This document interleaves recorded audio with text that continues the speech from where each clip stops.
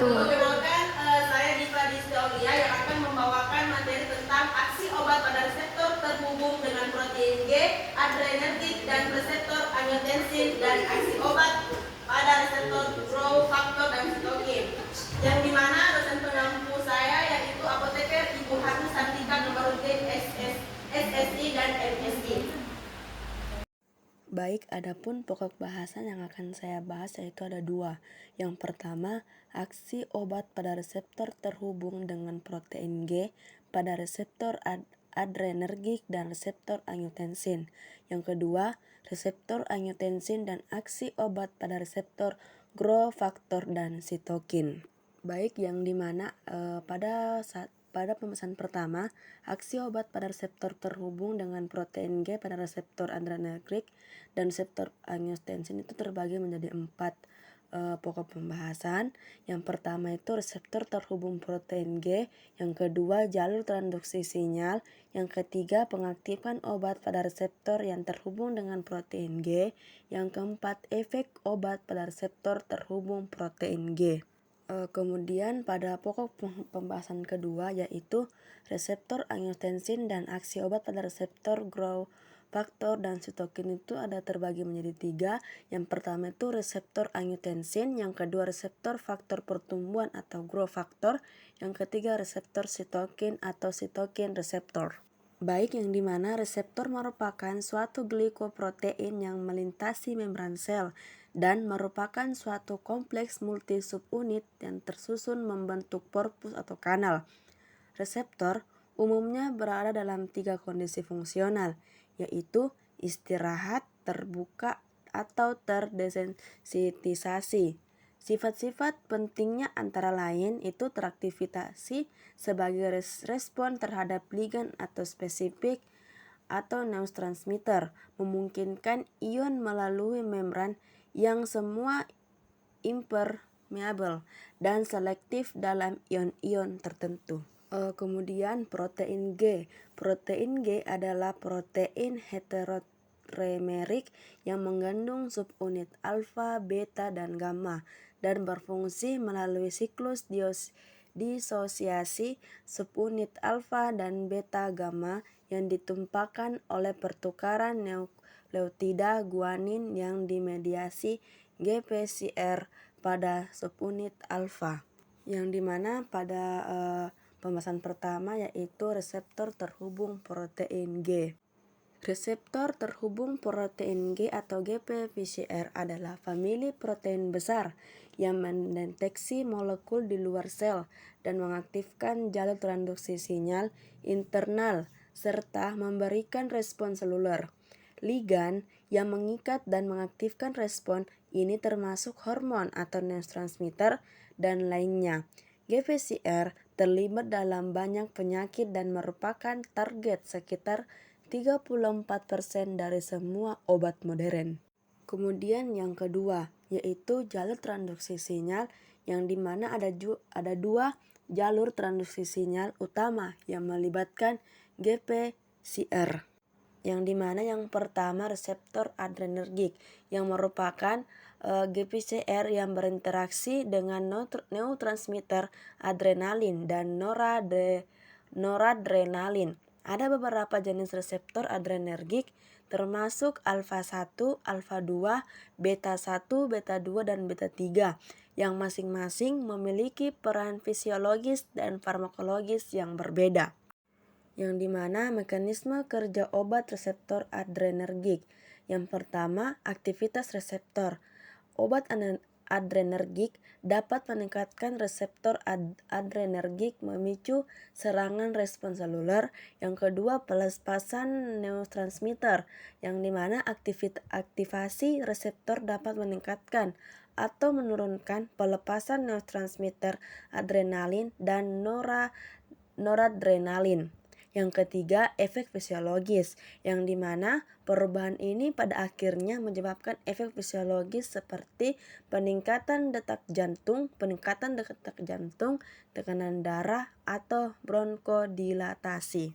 Kemudian yang kedua yaitu reseptor angiotensin, yang dimana reseptor angiotensin seperti AT1 dan AT2 adalah bagian dari sistem renin-angiotensin yang mengatur tekanan darah dan keseimbangan cairan. Obat-obatan yang menargetkan reseptor ini sering digunakan untuk mengobati hipertensi, yang dimana efek obat reseptor angiotensin. Yang pertama, antagonisme. Obat antagonis angiotensin dapat menghambat aktivitas reseptor dan mengurangi efek fisiologis. Yang kedua, penghambatan pembentukan. Obat dapat menghambat pembentukan angiotensin 2, mengurangi ikatan pada reseptor. Yang ketiga, peningkatan degradasi, yang dimana obat dapat meningkatkan degradasi angiotensin 2, mengurangi interaksi dengan reseptor. Kemudian yang ketiga, pengaktifasian obat pada reseptor yang terhubung dengan protein G. Yang pertama, reseptor terhubung protein G atau GPCR, yang dimana merupakan famili protein reseptor sel terbesar yang mendeteksi berbagai molekul sinyal ekstraseluler seperti hormon, transmitter, neurotransmitter, dan obat-obatan. Terdiri dari 7 domain transmembran, protein G, heterotrimerik, dan efektor seluler. Mekanisme aksinya yaitu meningkatkan obat pada reseptor, memicu perubahan konformasi reseptor. Reseptor aktif berikatan dengan protein G, memicu pertukaran GDP menjadi GTP pada subunit alfa protein G. Subunit alfa G yang aktif memicu efektor seluler, menghasilkan respon seluler. GTPase intrinsik pada subunit alfa G menghidrolisis GTP menjadi GDP, mengembalikan protein G keadaan yang tidak aktif. Kedua, reseptor adrenergik diaktifkan oleh katekolamin, adrenalin, noradrenalin. Ditemukan di berbagai jaringan tubuh seperti jantung, pembuluh darah, dan otot polos, yang dimana diklasifikasikan menjadi 2 subtipe utama. Yang pertama, reseptor alfa mengaktifasi sistem second messenger IP3 dan DAG, meningkatkan kontraksi otot polos, vasokonstriksi, dan glikolisis, yang dimana contoh obatnya itu eferin dan phenylephrine.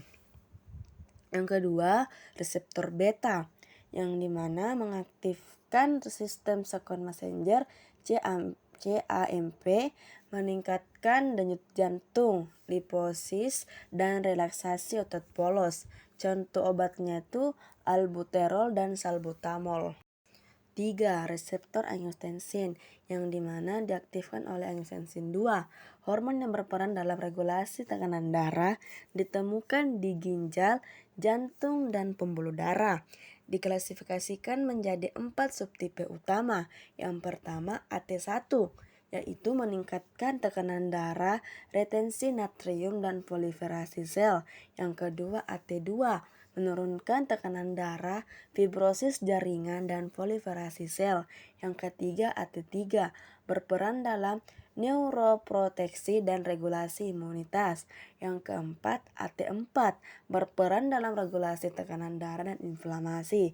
Yang dimana adapun contoh obatnya, yang pertama itu yang agonis AT1, angiotensin 2 sintesis, sedangkan antagonis AT1 itu losartan, valsartan, irbesartan. Kemudian pembahasan yang keempat itu efek obat pada reseptor terhubung protein G. Selanjutnya agonis adrenik beta, yang dimana meningkatkan denyut jantung, tekanan darah, dan glikolisis. Digunakan untuk mengobati asma, shock septik, dan hipotensi. Antagonis adrenik beta yaitu menurunkan denyut jantung, tekanan darah, dan bronkospasme, digunakan untuk mengobati angina pectoris, gagal jantung, dan hipertensi. agonis angiotensin 2 yaitu meningkatkan tekanan darah dan retensi natrium, digunakan untuk mengobati gagal jantung dan hipotensi. Sedangkan antagonis angiotensin 2 menurunkan tekanan darah dan proteinuria, digunakan untuk mengobati hipertensi, nefropati diabetik, dan gagal jantung.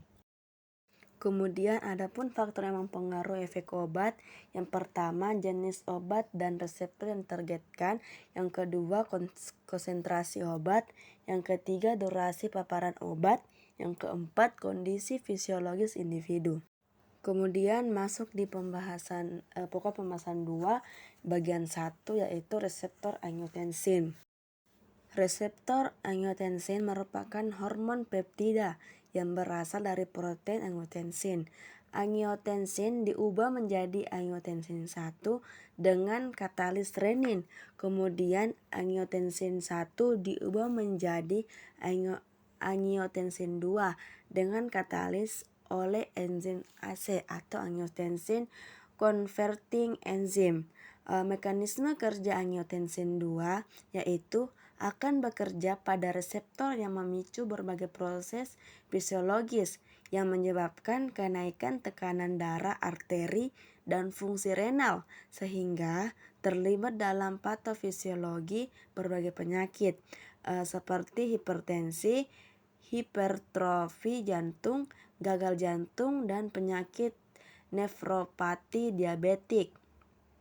Obat yang bekerja sebagai antagonis reseptor angiotensin 2 antara lain yaitu golongan sartan. Contoh obatnya yaitu candesartan, losartan, irbesartan, dan valsartan. Kemudian pembahasan kedua bagian 2 yaitu reseptor faktor pertumbuhan atau growth factor. Reseptor growth factor adalah reseptor RTK yang bertanggung jawab terhadap pertumbuhan berbagai bagian dari sel. Salah satu pertumbuhan adanya growth factor yang akan bekerja pada reseptornya akan memicu serangkaian peristiwa molekuler yang berujung pada transkripsi gen. Ada beberapa jenis reseptor growth factor. Yang pertama reseptor EGF atau epithelia atau epidermal growth factor dan vascular epithelial growth factor atau VEGF. Kemudian yang dimana reseptor EGF atau epithelia epidermal growth factor adalah target aksi pengembangan obat kanker.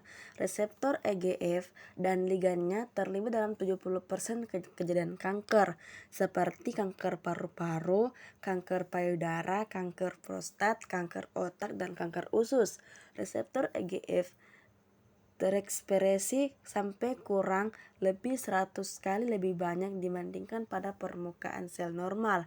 Reseptor EGF sendiri terdiri atas 4 anggota reseptor yaitu GVR atau ERB1, RTK yang pertama kali berhasil dikloning, yang kedua HER2 atau ERBB2 atau HER3 atau ERBB3 dan HER4 atau ERBB4. Dari keempat subtipe reseptor EGF, HE2 merupakan reseptor yang paling banyak dihubungkan dengan kejadian kanker. Adapun mekanisme aksi obat pada reseptor growth factor, yang pertama itu peningkatan langsung. Obat dapat berikatan langsung dengan reseptor growth factor, memblokir signal proliferasi dan mempengaruhi berbagai proses seluler. Yang kedua, modulasi jalur signal. Obat yang memodulasi jalur signal intraseluler yang diaktifkan oleh reseptor growth factor menghambat atau memperkuat sinyal tersebut. Yang ketiga, regulasi ekspresi, yang dimana obat dapat mengatur ekspresi reseptor growth factor, meningkatkan atau menurunkan jumlah permukaan sel. Kemudian contoh obat yang bekerja pada reseptor growth factor.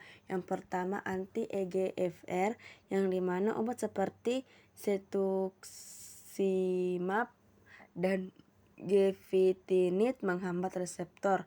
Yang kedua anti-FEGFR, obatnya itu seperti bevacizumab dan sunitinib menghambat reseptor FEGFR, menghambat angiogenesis pada kanker. Yang ketiga anti-AER2, obat seperti yang dimana contoh obatnya itu seperti trastuzumab dan lapatinib menghambat reseptor HER2 efektif untuk pengobatan kanker payudara HER2 positif.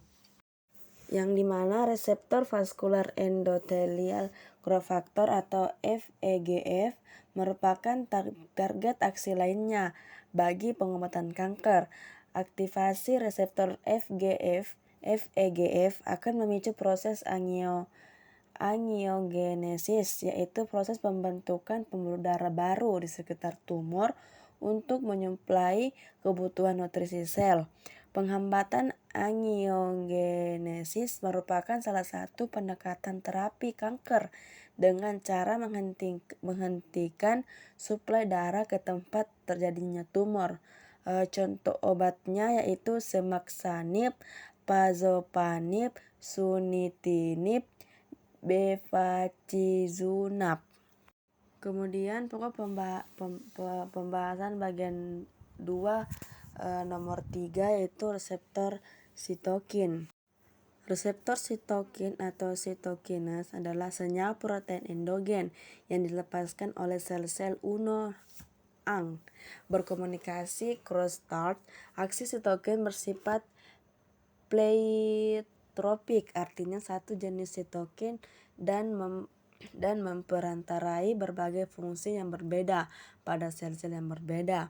Sebaliknya, aksi sitokin juga bisa bersifat redundan, yang artinya beberapa sitokin yang berbeda mungkin memiliki fungsi yang sama pada sel yang sama. Sitokin dapat bereaksi pada sel yang mensekresinya disebut aksi autokrin atau sel tetangganya, aksi parakrin, dan pada sel yang jauh dari sel yang mensekresinya atau aksi endokrin. Contoh obat yang pertama itu mepolizumab adalah suatu antibodi monoklonal terhadap 1E5 yang telah melalui uji klinik fase 3 untuk gangguan sindrom hipereosinofilik dan terbukti dapat mengurangi penggunaan steroid pada pasien sindrom hipereosinofilik 116. Sebuah studi meta-analisis tentang penggunaan mepolizumab untuk asma eosinofilik menunjukkan bahwa mepolizumab dapat mengurangi risiko eksaserbasi dan memperbaiki kualitas hidup pasien, tetapi tidak ada efek signifikan dalam memperbaiki fungsi paru. Yang kedua, pascolizumab, yang dimana suatu inti IL-4 juga tengah menjalani uji klinik untuk terapi asma. IL-4 diketahui meregulasi sintesis IgE yang terlibat dalam patofisiologi alergi, termasuk asma. Dalam uji preklinik, pascolizumab dilaporkan dapat menghambat proses upstream maupun downstream pada patofisiologi asma, termasuk menekan aktivasi sel TH2 dan produksi IgE. 118. Meskipun demikian, karena hasil uji klinik tidak memberikan efek positif. Yang ketiga, infliximab, etanercept, dan adalimumab untuk anti TNF-A dan anakinra untuk antagonis reseptor IL-1120 saat ini. Obat-obat tersebut telah beredar di pasaran dan digunakan dalam terapi reumatoid arthritis. Baik, itulah tadi